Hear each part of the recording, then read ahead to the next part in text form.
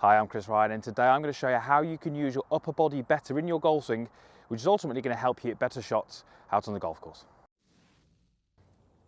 So the upper body, and that's really what we're going to discuss in this video and how that moves through the golf swing.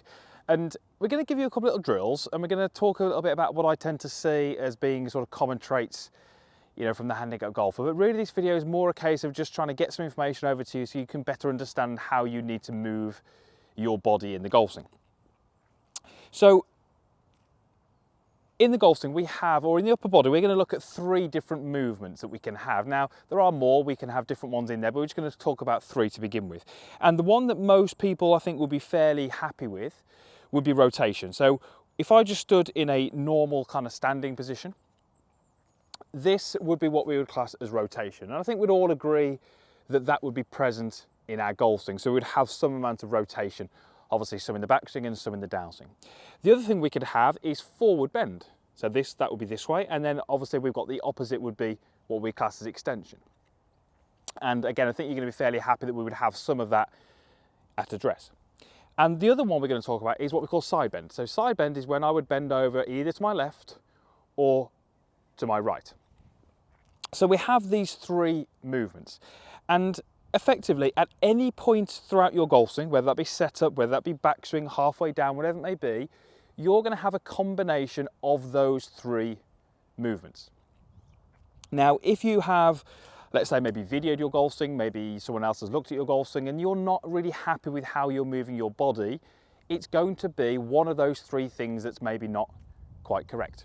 So at setup, as we've already said, we're probably going to have some forward bend. We will probably also have a little bit of side bend, but not a huge amount.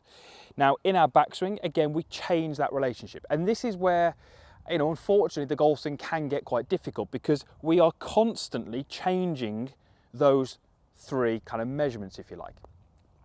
I've had people come for lessons with me in the past, and they've said things like, the golf swing is, you take your setup, you just turn back, you turn through. And I'm thinking, if only it was that easy. It kind of looks very easy when you see someone do it very well, but unfortunately we're trying to balance 3 different movements. So we're just going to quickly cover what I see as being common traits from the handicap golfer. I will all too often see a golfer at the top of their golf swing having their shoulders too close to level. And they can see that my shoulders aren't level, my lead shoulder is a little bit lower, but I often see golfers coming out of their posture too much, where this lead shoulder gets too high and the shoulders become too flat. We'd like to see a little bit more angle in the shoulders. So going back to our 3 movements, what movement is that we're talking about? Well, that is what we call side bend. So if I was to take my starting position like this, add some rotation, to get into what would look more like a top of the backswing position, I would need some amount of side bend over to my left. Now the more side bend I add, I should say, the more my lead shoulder gets lower than my right shoulder. So if my shoulders are too close to level, what that means effectively is I don't have enough side bend. So that's something that I see quite commonly. The other thing I tend to see is golfers not really managing what we call forward bend. So this is forward bend and this is extension. Now, the golfers who tend to have the head moving too much in the backswing, when they create their setup and they have this forward bend, they will often maintain too much of that forward bend. So you can tell there the angle of my back is very similar to what it was at address. I've maintained too much of that forward bend. That caused my head to move. And again, from here you can see just how awkward and how difficult it would look like to strike the golf ball. Equally, we wouldn't want to take that forward bend and move it too much towards what we call extension. You can see I've gone the opposite way, and again, that wouldn't quite look right. So rotation is the one that most golfers are fairly happy with. They appreciate that we need to rotate back or we need to rotate through. I want you to think a little bit more about the other 2, which is the side bend, which is this movement, and the forward bend and extension, and managing those 2 movements. As I said at the start, very often the golfers that I see who don't like, let's say, the look of their golf swing in terms of what their body does, it's those 2 kind of movements that we're trying to control. If you can control your side bend and your forward bend, you're probably already going to be having a good amount of rotation. We can then start to get our golf swing to look a little bit more what you might class as neutral, and that's definitely going to help us as we're coming to deliver the golf club into the golf ball.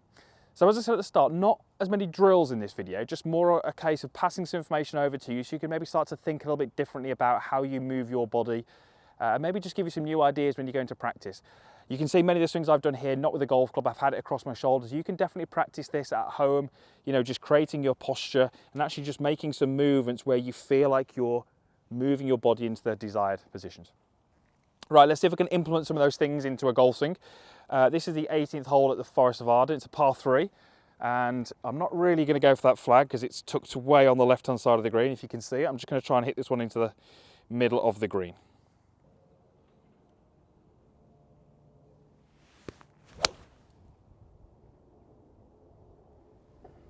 Okay, came out a little lower than I would have expected, but it's pretty safe.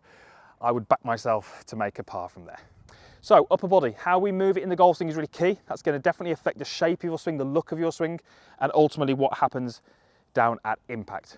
So thank you very much for watching. Usual stuff, as always, is below the video. There's a like button, there's a comments box, and there's also a link down there to subscribe if you're not a subscriber. Thank you very much for watching, and hopefully we'll see you back here again soon.